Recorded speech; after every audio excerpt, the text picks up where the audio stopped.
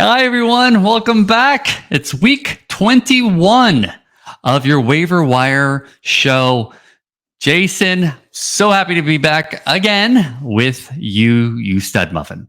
You nailed it, man. Back again. Here we are, week 21. It seems like week 300, but here we are. I think you named this one appropriately, week 5,000. That's what it feels like. But we are here giving you more names to look out for on your waiver wire in week 21.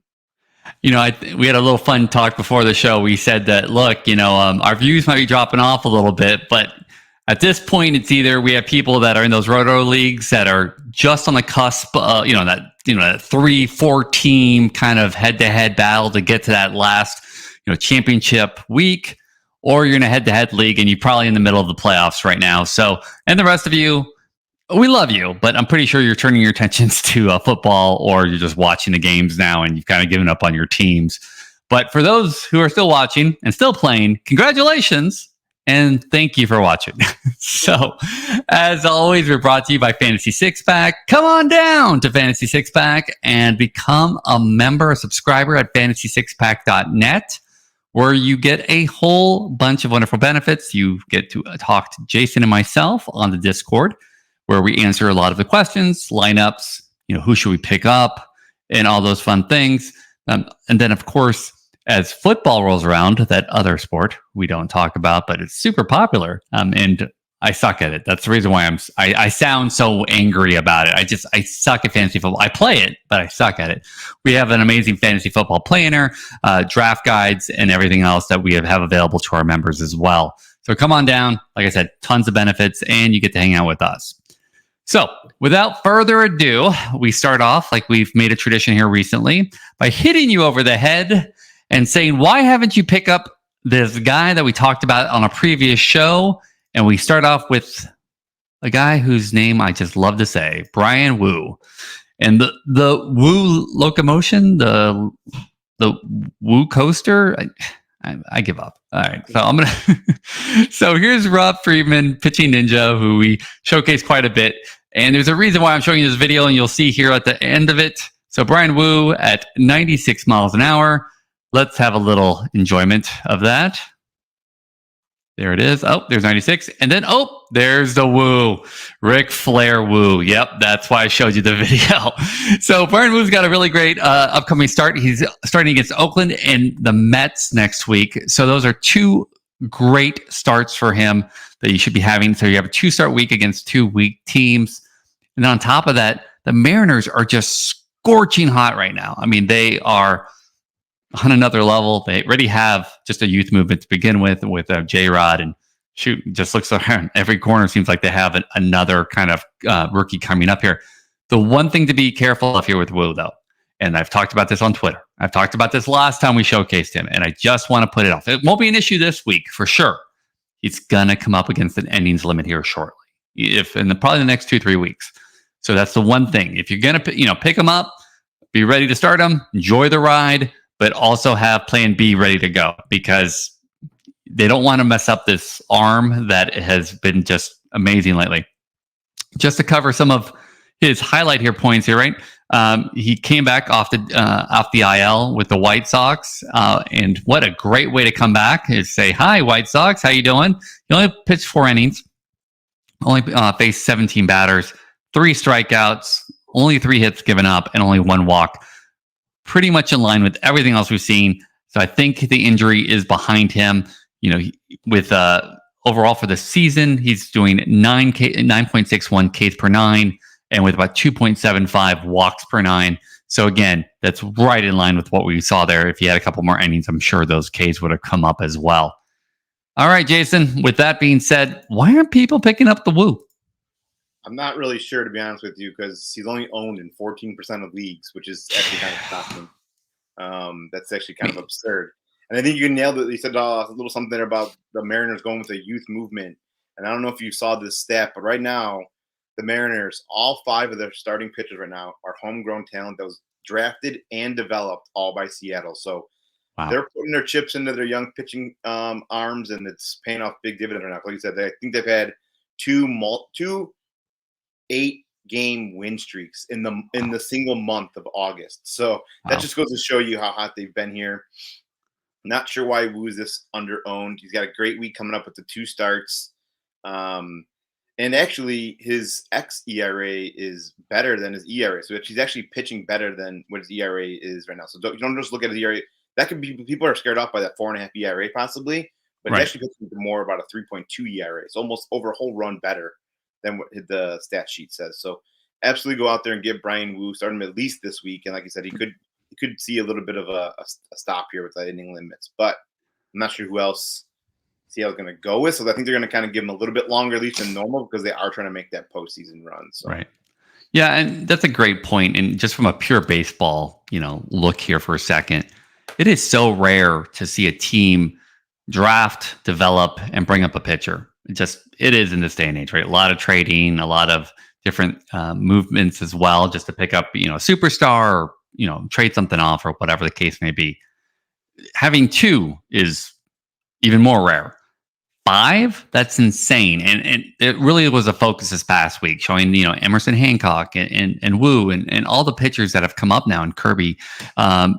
It's really impressive. And again, away from fantasy, just from a pure baseball fan perspective, that's just really cool to watch and to see as well. So, hats off to the Mariners organization. It hurts me a little bit seeing an AL West rival doing that, but it's definitely cool to see. All right. Yeah, I'm going to butcher this name. We tried pregame, so I'm going with what I think. All right. So Tampa Bay Ray, amazing Osleivis Basabe. That's what I'm going with. And we're going to start off with Tampa Bay Rays Twitter account with one of the coolest tweets. Look, honestly, if you're a rookie, you're just in the league for about, all of a cup of coffee so far. Not even a cup. I mean, like a sip of coffee he's been up so far. And they write, the only kind of home run Osleivis Basabe knows how to hit is the Grand Slam variety. So far, anyways. Well, his first home run in the majors is a Grand Slam. I'm just going to show the very first part here. I don't need to show all, minute of this, but I mean, it is majestic. It's not just right over the fence. Yeah, it's a couple of rows back. I don't know how that guy's even walking. Like, I would be floating. That's crazy to me. I mean, that's what kids dream about when they're talking about, like, that first home run. And, that's just, I have tingles right now. I'm not even a Rays fan. I'm a baseball fan. And I just love seeing those kind of Hollywood written stories. That's awesome to see. So right now, as I said, he's only had a sip of coffee. It's 11 games, 42 plate appearances, 1 home run, which we just saw, which is a great Grand Slam. 9 runs scored, 9 RBIs, 0 stolen bases. But again, let's look at the underlying numbers here.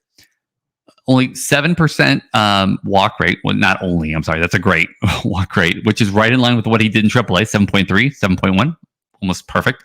The K rate's definitely been elevated, but we see that almost all the time when rookies come up to the majors, from 15.5% this year in AAA to 26.2.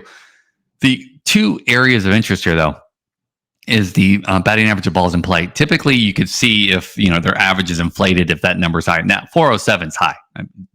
I don't know anybody has 407, 400 plus. That's coming down, but I expect that OBP to kick up because you're going to see more walks, definitely, and kind of average everything out. So I definitely, for these last couple of weeks, this is a hot hand. This is somebody who gets to play in a great lineup, and he's going to get at bats. There's tons of injuries as well, and seems to be all over the place. Side note, real quick, Jason, I knew it was going to come up at some point. I didn't know when, and I said the word injury, and we just have to talk about it. I'm sorry, we just have to. This was a terrible, brutal week for fantasy and for fans. Ohtani gets hurt. I mean, his elbow. I mean, watching him pitch is just amazing. Watching the 2-way play, and we had talked about in a previous show. We kind of guessed what his free agency. I think it wasn't it on your show, Dynasty Dugout, Jason? I said 750 million for a top tier pitcher and a top tier hitter, and watching him get hurt, watching Trout get hurt. now. And then, of course, watching Strasburg not being able to recover from his multiple injuries.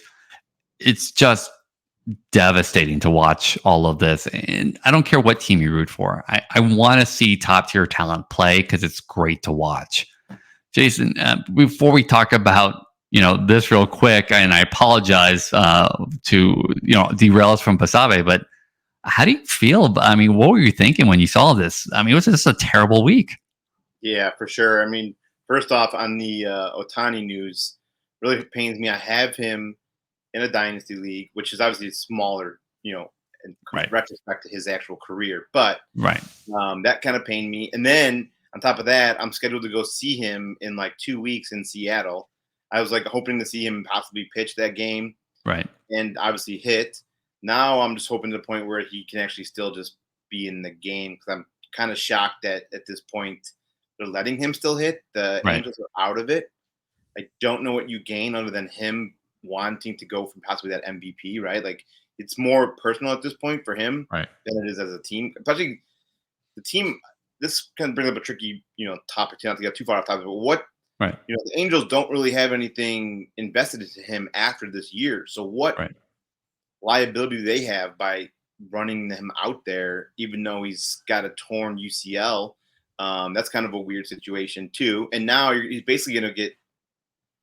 It's really weird, It's like with the whole free agency coming up. Like, did this just cost him, $20 million a year? I don't know what that's going to look like. It's going to be weird. Does he eventually just stop pitching altogether? This will now be, if he does decide to go Tommy John, this will be a second Tommy John surgery. But yeah, it was definitely a painful week. Trout coming back for a game or two and then going right back on the IL. Bad. But it's a good segue because back to Basabe in the waiver wire. So again, sorry about that. No, it was good. It was top of my mind, and I was like, I mean, Wednesday, Thursday, Friday, I stopped wanting to check. I was like, I don't want to check Twitter and all. Yeah. It was really painful too, because like they came out and they're like, oh, it's just arm fatigue for Ohtani. I'm like, so give him. He does a lot. He plays every single game, pitches every 6 games. Sure. Give him a little bit of rest, and then he's out there for the second game of the doubleheader. I'm like, okay, so he's just DHing. I guess we're not going to give him a break. And then later on, they go, oh, no, by the way, he's got a torn UCL, and he still played in the doubleheader. I'm like, oh, my gosh. Yeah. But Basabe. Sorry. Yes, Basabe. Yes, I remember him. Getting his turn because of many different reasons. One we want to talk about due to Wander Franco being out, but Taylor Walls is also hurt. And there's not really a timetable for him to come back. So what do the Rays do? They just dig down deep into their purse, into their giant deep farm system, pull up yet another top prospect, and just comes up and makes an immediate impact. This is just crazy. I mean, if you want to find and identify prospects, look at certain teams like the Rays, the Mariners, the Marlins. It's just crazy. But with him, we showed that little bit of snippet of a home run. I wouldn't really count on the home runs too much going forward. Sure, of course. Power. However, he's only 22, so it's not out of the realm. He does have raw power, and he could eventually grow into that as he matures, get some more power going. But over the track record of his small minor league career, tons of stolen bases, tons of runs, possibilities, hits for a high average. I mean, you can't really ask much more than that for a shortstop late in the season. Absolutely go out and get him if you can, if he's available. Oh, absolutely. And the thing is, like you just mentioned about the Rays, right? I mean, they just traded Manzardo as well to Cleveland. And you're like, what are they doing? And it's like they still have 85 other Manzardos ready to go. Not to mention, the W word, right? And forget that guy. But everybody's like, why do you have so many infielders? For this exact reason, not because you expect that to happen, but because injuries happen, people deflate, people suck, and they don't skip a beat. So they still have 50 other guys that I would love to have on any fantasy team. So definitely go out and, like you said, watch a franchise knowing what they're doing, like the Mariners with pitching and like Tampa Bay with everyone. Yeah. All right. So to the next one. Sorry about the segue, everybody. To the next one. We're going to talk about somebody who's not a rookie, not even close to being a rookie. Not even, I think he's closer to AARP things here. But one thing I want to talk about Adam Duvall is what he just did to the Astros. I mean, the Astros pitching's been great. They've been great in general. I haven't heard too much banging, so I don't know if they're calling pitches still. Sorry, I'm an Astros hater. I apologize. That's my fault. But Fox Sports, MLB on Fox. Adam Duvall against the Astros this series. These again are video game numbers: 7 hits, 3 home runs, 7 RBIs, a 538 batting average. That's insane. If you started him this past week, kudos. I was benching him against the Astros because it's the Astros and Duvall wasn't doing. I mean, he was kind of getting hot, but he's hot right now. And let's just look at a kind of a breakout of what he did in the last couple months, right? So April, we talked about Adam Duvall in a lot of different shows. We told you there's no way anybody's going to keep up these kind of numbers. Slugging percentage of 1.138 and an OPS of almost 1.7. I mean, that's just ludicrous, right? So, of course, June came, huge drop off, almost a third drop off. I mean, it's almost 66% drop off there. July kind of picked up a little bit more. We have an 815 OPS with the slugging picked back up at 525, and then August happened, and the improvements have stayed. We are back where we should expect to be with Duvall, with 5 home runs, 14 RBIs, 325 OPP, and the 541 slugging. So it's here. Definitely Duvall is back, and he's with a team that really isn't. I don't want to say they're not playing for anything, but it's not like he's going to be going anywhere, especially with Duran, who he was kind of fighting for playing time. Duran's now seeing a toe specialist, was the last time I saw about Duran. So he's going to be out for a while. Nobody just goes and sees a specialist and then it's like back the next week. So, and I think he was in a walking boot as well. So I expect Duvall to not have any issues with playing time here, at least for the foreseeable future. I'd say for at least 2 to 3 weeks. Not a doctor, just guessing from, again, the specialist talk.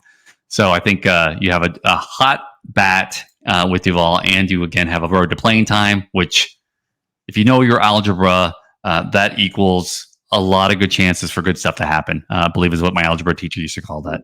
So, Jason, what do you think? Yeah, we've seen the story before, right? Adam Duvall is that big time power bat that you're looking for. He's not going to hit for a high average, but he's not going to hurt your average like a Javier Baez or something like that. But I mean, right now we talked about he's missed a lot of this season, and he still has 14 home runs. Those 14 home runs have only come in 250 plate appearances. Pretty shocking. That's like basically, if you extrapolate, that's like a 30 home run pace season if he was healthy this whole year. And we're actually only 2 years removed from his 38 home run season. So big time power from Duvall. You mentioned it already. I was one of the lucky ones that did start him this week, only for the fact that it's TGFBI and it's a 15-team league and super deep with 5 outfielders. But I still played him. I don't think many people have that luxury. They were probably, like you said, benching them or sitting on his waiver wire, which is absurd. He needs to be owned. We've seen the power, especially if you need power. If you're one of these roto leagues that we're talking to right now, and here at the end of August, you need power. Absolutely, grab Duvall and put him in your lineup. Start him every time. He's good for at least a home run or 2 a week. Absolutely. And then at the same time, too, I mean, we always talk about riding the hot hand, and he's scorching hot. I mean, if he can go against the Astros lineup, the pitching staff, and just be like, hey, you guys are a AAA team, then you play this until the wheels come off, especially this late in the season. These are the type of league winners that happen late in the season that you tell everybody about the next year, where you're like, man, can you believe when I did with Duvall, I picked him up off the waivers, and man, he just crushed it. He hit 12 home runs in 3 weeks. This is the type of play that's going to happen that can really propel you through the playoffs to that championship. Yep.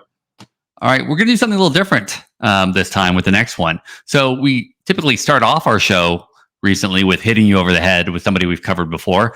But frankly, we're giving it twice to you because, again, we're trying to help you win the playoffs. And 2, this is stupid that this guy is not owned in 99.99% of leagues. Cole Ragans is going to be the person who the Rangers stay up at night and have nightmares about. They traded him for Chapman, who I believe, Jason, you told me, was it yesterday's game or the game before, where he just basically, the pitching staff did everything they were supposed to do. They handed it over to Chapman, and Chapman did what Chapman does lately, and that's blow the save.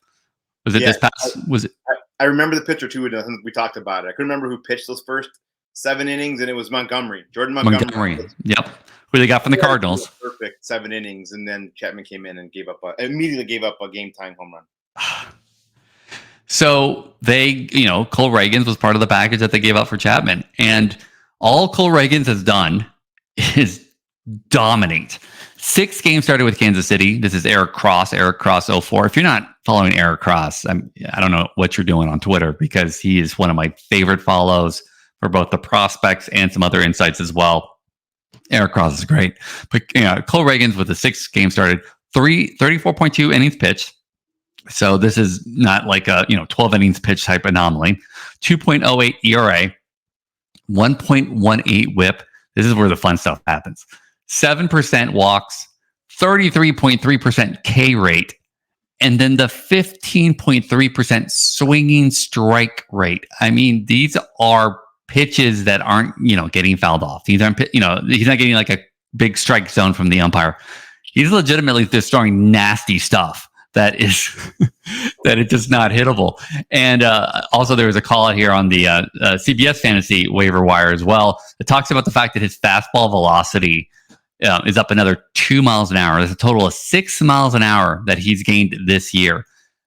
Look, 1 to 2 miles an hour, that's something to write home about. 6, that's insanity. And the fact that it just keeps going up means that these are real gains. Frankly, I'm going to go over stats here in a second, but frankly, what were the Rangers thinking? I don't get it. Look, even in the minors this year, it's not like he was bad at all. Yeah. So with Texas, right, they had 9 innings pitched, and this is in minor leagues. 3 games started, 13.97 strikeouts, 5.5 walk rate. So it wasn't like he had control issues or anything like that. With a 235 batting average and balls in play. Then he went to Kansas City with the AAA team.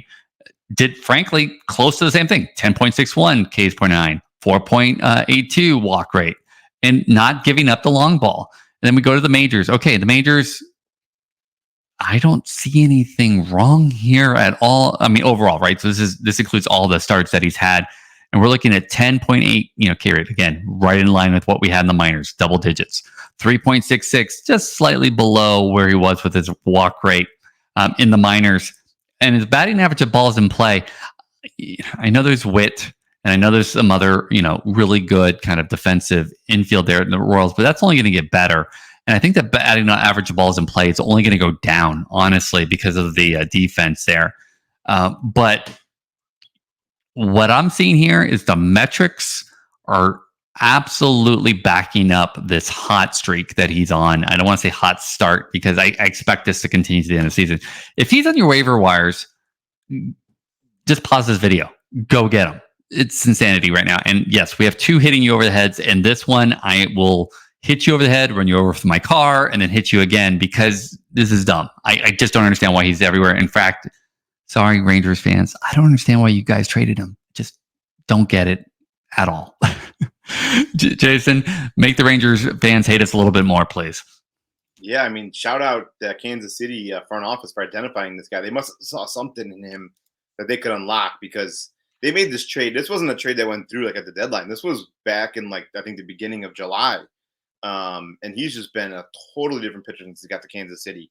And he's only 27% owned. He's available in 70% of leagues out there right now, which is absurd. I know people have to be starting 4 and 5 starting pitchers in some of these leagues.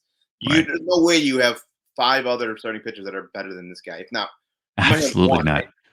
This might be the only other call that you wouldn't want to play right now. I mean, you made that joke in the beginning in the pregame, but that's, like I said, the high end velocity.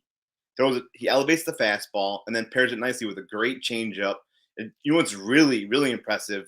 If you get a chance, go check out his heat map on Savant. That changeup, it doesn't miss a beat, man. It's down and away to lefties, down and into righties.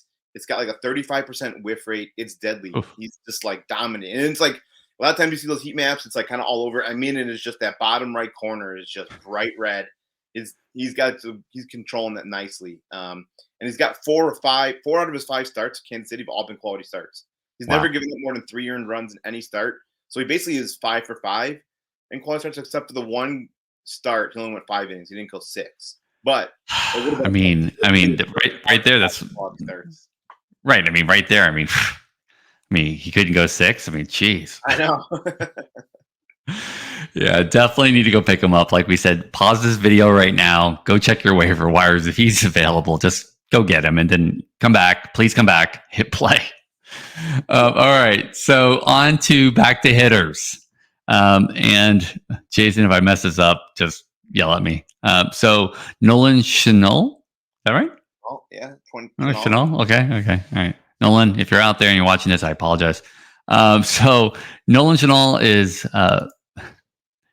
is been up for all of 10 seconds. And I want to highlight how big of a rookie he is. I mean, he's not just a rookie. He's rookie. And let me explain to you why. So Addison at Yankee World on Twitter, Nolan Schanuel has hit in all of his first 6 games with 7 walks and only 2 strikeouts. So that's kind of good. But let's talk about the second part. Nolan Schanuel was playing a baseball game against Rice University exactly 3 months ago. Yes, he was just drafted this year. And we could, the Angels were like, oh, yeah, we'll bring him up. In most leagues, if you're in a dynasty league especially, you can't pick him up because you're going to have to pick him up in the first-year player draft. In all the other leagues, go grab Nolan Schanuel. But if you're first-year player draft, please don't do it because you're going to get yelled at by the commissioner, and we don't want to be looked at as the bad guys for telling you to do things like that. But let's just look real quick here at his very long career of, 21 games, give or take, 98 plate appearances for his entire career. I can't even do the math right now, but just it's less than 100. He's had 1 home run, so you're not looking at power numbers here. What you're looking at here is going to be OBPs through the roof. Right now, it's above 500 because we just said he has hits in every game and he's walked a bunch too. Average as well, so an average and OBP guy for sure. He might give you some stolen bases. I don't expect a lot of things there. So he's very much like an Reyes, Luis Reyes with the Marlins, type player where if you need that added piece because you got a Duvall and he's killing you with your average, or you got another power hitter that's hurting you in the average department, this is a great way to kind of buoy that category for the rest of your team. I definitely expect some of these other numbers to come up, especially the runs scored, and maybe chip in 5-6 stolen bases. But you're not going to expect a home run. Maybe 1, maybe 2. But with all the other line, you're getting 4 other categories. Well, 3.5 other categories if we throw in stolen bases. This late in the season, especially considering those 3 other categories, he's doing crazy good. He's definitely worth a pickup for me. And it's just such an amazing story. Like we just said, just a few months ago, he was playing in an NCAA. I mean, literally just a few months ago. And he's up here right now showing that he belongs to the majors. When they made the call up, I mean, we were saying he seems kind of desperate right now. And the Angels seem desperate. And, this really kind of pushing it. Are they going to mess with his development? The Angels front office knew better than I did. They don't, when it came to some of those trades that they went all in on this year, for sure. But for this, they definitely knew what they were doing. I'm really impressed. Jason, what do you think? Man, where do I start on Schanuel? This is one of those guys. It's like it's actually so fun to talk about. There's so many highlights of his career you can talk about. First of all, shout out Angels for being more than highly aggressive. This is like highly aggressive. Right. Last year, Zach Neto gets drafted first round. He makes his debut this year. They're like, that was too long. We can't be waiting around for these guys for a whole year to get them. Let's bring them up 45 days after we draft him. But I mean, rightfully so. I mean, this guy was arguably like the best college hitter in the draft outside. That's not named Dylan Cruz. Right. This guy, he only had 57 strikeouts in 3 seasons total. I forgot where he went. But anyways, in the college.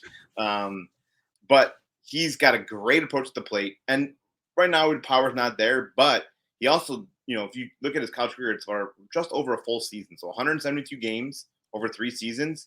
It's close to an MLB season. 46 home runs. So the power's in the bat. The approach is great. Doesn't strike out. Walks a ton.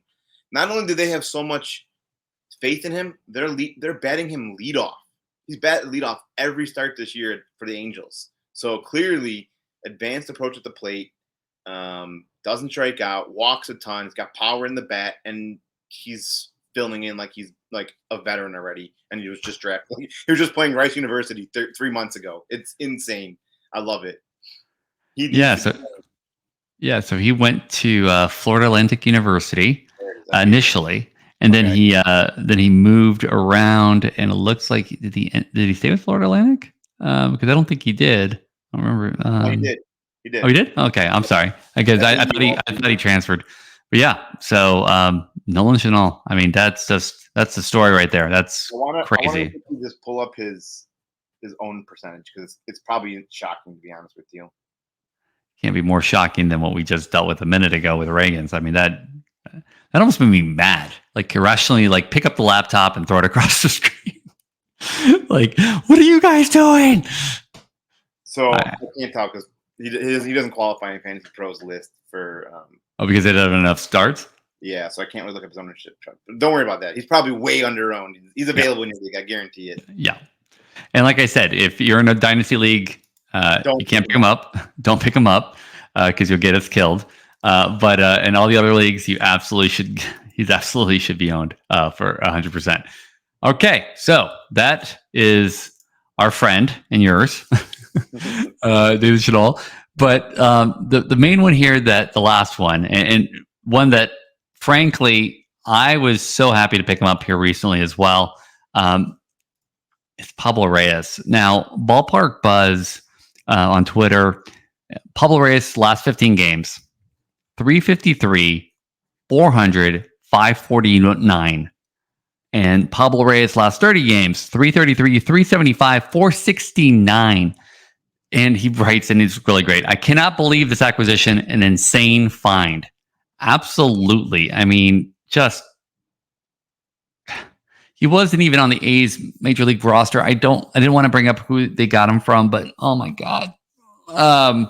The A's used to do this kind of stuff to other people. But I mean, now the Rays do it to everybody and all these other teams as well. But I mean, the A's could definitely use this kind of bat. The Red Sox got him for free. Not a trade. Basically got him for free.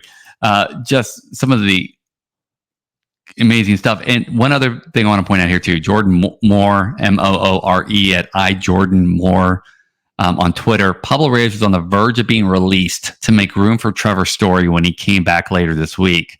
So what did he do? He goes 3 for 4, a walk-off grand slam to give the Red Sox the win. You literally, this is what, and just like, we've already had 2 great kind of baseball stories. This is the third. And again, I'm a baseball just a fan, and I got goosebumps. I have a long sleeve shirt on, but I got goosebumps right now just thinking about that. He's ready to go back to AAA, or being released off the 40-man and going to another team. And what did he do? He shows that he can absolutely play with the big boys. And I don't think he's going anywhere anytime soon. So in 49 games with the Red Sox, and that's almost 150 plate appearances, 2 home runs, 25 runs scored, 18 RBIs, 5 stolen bases. So just a little bit of everything. Not a lot of home runs there in 49 games, but everything else. 6% walk rate, 11.4% K rate, 345 batting average of balls in play, which isn't great. But again, I mean, in the sense that it's going to come down. That number is definitely not going to hit 345. But a 316 average with a 354 OBP and 426 slugging for a free player that they acquired. I mean, absolutely, this is going to play. And considering all the injuries that are occurring, we talked about this a minute ago as well, with Duran being hurt. He's got a place to play absolutely this year. I am just so excited for him. I'm excited for anybody who has this opportunity and is making the most of it. And then on the fantasy baseball side, I'm excited for everybody who can pick him up. I think that he can be a great kind of, one of those lightning picks that can just, again, boost you for maybe a couple weeks or maybe all the way to the end of the season. I don't really know, but he's definitely somebody who's got a great story and is hot right now. So you should definitely pick him up and plug him in your lineup. Jason, did I undersell him? No, not at all. And I think this is like almost the polar opposite of what we just talked about with Nolan Schanuel. Pablo Reyes is like a journeyman. He's 29 years old. He's been in the minors for 11 seasons. And never really stuck anywhere when he gets to the majors. He's only had, he's been on 4 different teams, I believe, and just never really stuck anywhere. He's never appeared more than 70 games in the majors. Just never really stuck around. And he's like making the most of it here in Boston. I mean, not going to give you a ton of power, right? But it's not going to clear in the ratios either. I mean, especially if you're in like a batting average, it's not bad. I mean, it's not great, but he's still pushing like 260, 270. Right. Sprinkles in some stolen bases here and there. I mean, this is like, and again, the Boston Red Sox, they're not in contention, but they're a very, very juggernaut type offense. Like we just saw it in Houston when we talked about Duvall. Like these are the type of team that puts up 12, 13, 14 runs a game. So the runs scored are going to be there. The stolen bases are sprinkled in a little bit with some good ratios this time of year. I'd absolutely take a gamble on Pablo Reyes. Yeah, I think that's a great point. If you're in a shallow league, maybe Pablo Reyes isn't. I would prioritize a Duvall. I'd prioritize a Schanuel before Pablo Reyes. If you're in a deep league, and Reyes is available, definitely I would be targeting him. So this play is more a matter of kind of how you've configured your lineup, how you configured your league. But we definitely are people that are catering to every type of player out there, both deep league and shallow league players. So definitely, depending on your league, Pablo Reyes is a good pickup as well. So we were joking before the show that we thought we were in like our second to last show. No, we still got 4 or 5 weeks left. We'll be taking you all the way to your championship round. If you stop watching us, swing on by anyways. Drop us a like. Drop us drop us a message saying, hey, you made it to, third round. Or we'd love to know if you've improved by watching our show. Just those types of messages always kind of keep us motivated to just keep doing the best we can and bringing you this kind of content. So again, from Jason and myself, Dapscout on Twitter, please come on back next week. Even if you're not around still in the playoffs, we'd love to see you, and good luck as well. Thank you so much for watching.